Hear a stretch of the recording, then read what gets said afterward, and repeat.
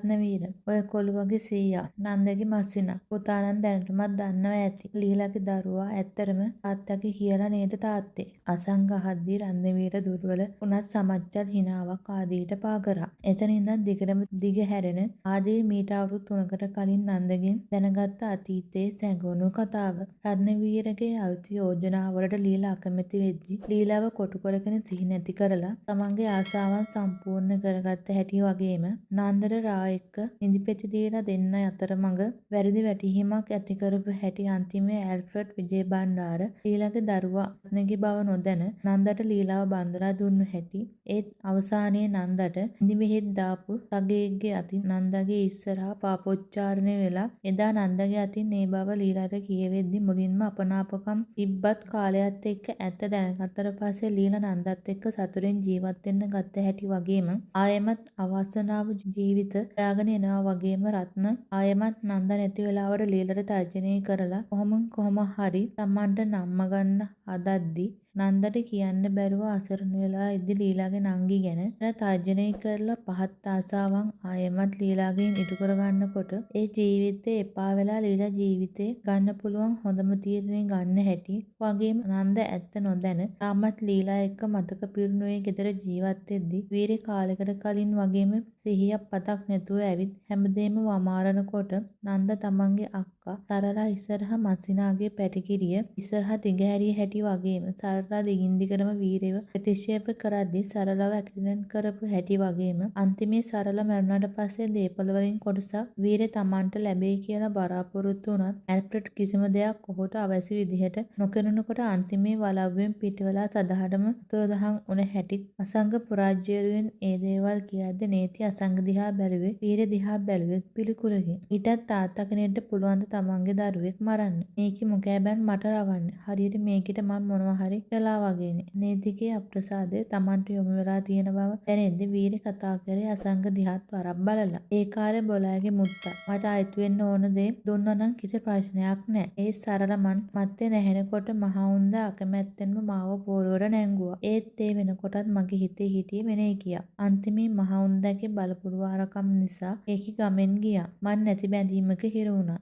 ඒත් කොහොමින් හරි ඒකට ලං වෙන්න හදනකොට ඒකි වෙන එක හාදගම් පවත්තලා මහලොකු කුමාරිහාමි එනියා ඉන්නැද්දි වෙන මිනිස්සුත් එක්ක ගිහින්. ඉතින් මාත් වෙනස් වුණා. ඒකි වගේම මාත් ගෑනු පස්සේ යන්න ගත්තා. අන්තිමේ මගේ වැරද්ද නන්දයා පිට පැටෙව්වා. මොකද ඒ වලව්වේ හිටිය හැම එකාටම මං වෛර කරා. හැමදේම හොඳින් වේගෙන එනකොට තමයි ලීලා හැමදේම නැති කරේ. ඊට සරල හැමදේම දැනගෙන මාත් එක්ක පැටළුනේ ඒකි සුදනා වගේ. අන්තිමේ මං ඒකිව යවලා මට අයිති දේවල් අරන් මගේ හිතේ හිටිය එකීරකට යන්න තීරණය කරා. ඒකි යන්නේ ගියා බඩේ හිටපු එකාගේ තාත්තවත් නොදැන. නන්ද ගියාට පස්සේ හැමදේම වෙනස් වෙයි කියලා හිතුවට මහතැන මට කිසිම ආධාරණයක් කරේ නෑ. අන්තිමේ මං වලව්වෙන් එළියට බැස්සෙත් හිඟන්නෙක් වගේ. ගමෙන් ගිය මගේ එකීව පොතේ අස්සම් කරලා මගේ ළඟට ගත්තත් විජේබණ්ඩාර ලේ තියෙන එකෙක්ටවත් මං යහතින් ඉන්න දුන්නේ නැහැ. උඹ දන්නවද කොළුවෝ? උඹේ ආච්චිට එළව යව්වේ මං. ඒකත් කිරියකට බෙහෙතක් දාලා අන් හැදුව උඹේ තාත්තත් ඉන්න කලින් වැඩේ කරන්න. ඒත් ඊට කලින් මට ඒ වැඩේට හරියන කෙනෙක් හොයාගන්න බැරි වුණා. කොහොමින් හරි මගේ වැඩේ හරි ගියාට විජේබණ්ඩාර පරම්පරාවේ තව එකෙක් ඉපදුණා. ඒ උඹේ තාත්තා. ඔය අතරේ තමයි මටත් මගේ එකාව ලැබුණේ. මොහොතකට කතාව නවත්තලා වීර බැලුවේ අසංක දිහා. මූ පොඩි කාලේ ඉඳලම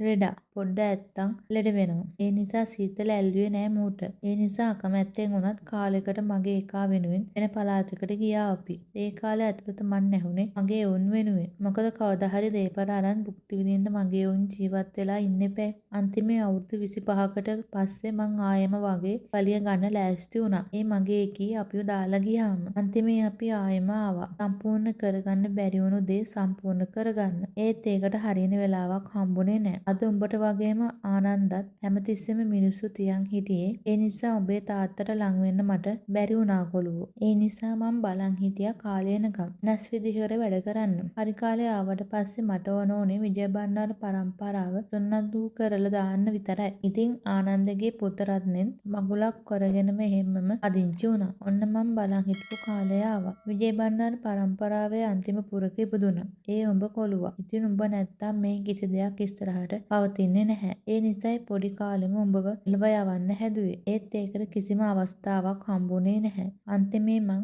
පරණ උපායම දාලා මං දන්න ගෑණියෙක් යැව්වා උඹලගේ කුස්සියට. අවුරුදු ගාණක් උඹලගේ විශ්වාසය දිනාගත්තට පස්සේ උඹේ ආච්චි විදිහටම උඹවත් එළව යවන්න හැදුවා. කිසි කෙනෙක්ට හොයාගන්න බෑ මරණය උනේ ඒ නිසා කියලා. ඉතින් උඹ කිරියකට පෙත්ත දාලා එදා වැඩ කරපු එකී උඹේ අතට දෙන්න ගිහින් එපා නවත්තපන්. වීරෙ මෙතෙක් වෙලා කියාගෙන ගියත් ආදීර්ගේ හඬ මුළු බිම්මහලම දෙවනක් කරද්දි නීතිගේ ඇස්වල කඳුළු පුරවගෙන බැලුවේ ආදීර් දිහා. එදා උඹේ කිරියක කොල්ලා කියපු දේ නැහැණු ගානට වීරය ආයෙමත් කතාව පටන් ගත්තා. නවත්තපන් මිනිහෝ. උඹලා සත්තු. උඹලා ඔක්කොම සත්තු. කොල්ල දත් මිටි කමින් ඈ ගහද්දි නීති කෙල්ලගේ එකට කරලා බැඳලා තියෙන දෑත් කොල්ලගේ දෑත් මතින් තිබ්බේ කොල්ලගේ මුහුණේ මස්පිඩු වෙවුලමින් කොපුපුල් හරහා කඳුළු බිංදු කිහිපයක් ගලාගෙන යනකොට. උඹට දුන්නු කිරියක ඒ ගෑණිගෙන් අරන් දීලා තියෙන්නේ උඹේ අම්මා. ඒ උඹ කහට දාලා බොන්නෑ කියලා හිතලා. එපා. ආදීර් කෑ ගහගෙන බැමි ගලව ගන්න දඟලනකොට කෙල්ලට දැනුනේ මොහොතකට හුස්ම හිරු වුණා වගේ. ඒ කියන්නේ කොල්ලගේ අම්මා නැති වෙලා තියෙන්නේ හાર્ට් ඇටැක් එකකින් නෙමෙයි. කොල්ලා කියපු කතාවේ නොගැලපුණු තැන් ගැලපෙනකොට කොල්ලගේ ආච්චි වගේම කොල්ලගේ අම්මත් ඇති වෙලා තියෙන්නේ වීර නිසා බව දැනෙද්දි කෙල්ලට දැනුනේ Tamanම ඒ ගැන ගණන් නැතුව ඒ ගැන උදම් අනමින් ඉන්න මේ මිනිස්සුන්ව මරාගෙන මැරෙන්න තරම් තරහක්. නියෝ මොකද උනේ බං? උන් අපිට කලින් මන් වෙලා බං. ෂිට් අපිට නොකිය උදේ නංගිව ගන්න ගිහින් තියෙන්නේ. පස්සේ ෆෝන් වැඩ නැති තැන අපි ලොකේෂන් අරන් යනකොටයි වාහනේ හම්බුනේ. එතකොට නංගිවත් උන් අරන් ගිහින්. නියෝගේ උත්තරේ ඇහැදී අසස් එතනම වාඩි වුණේ මොනවා වුණත් ආදීට කරදරයක් වෙන්න එපා කියලා හිතෙන්ම ප්‍රාර්ථනා කරන ගමන්. ඇතුළට එවන්නද සර්? ආදී සර්ගේ බොඩිගාඩ්ස්ලා කියනවා. ආදීන්ගේ බොඩිගාඩ්ස්ලා Tamanට ඇහුණු වචනේ පුනරාවර්තනය කරමින් හර්ෂ අඩියෙන් දෙකින් පහළට බැස්සේ ෆෝන් එකත් අතේ තියාගෙන. නියෝ සර් ගේට්ටුව ළඟ කලබලෙන් එහා මෙහා යමින් සිටිය තිසා නියෝ වගේම යසස්වත් ඇතුළට ගන්න ගියපු හර්ෂ ඔවුන් තුන්දෙනාත් එක්ක සාලෙට ගිහින් විජේවර්ධනත් කතා කරන ගමන් මතු සම්බන්ධයි.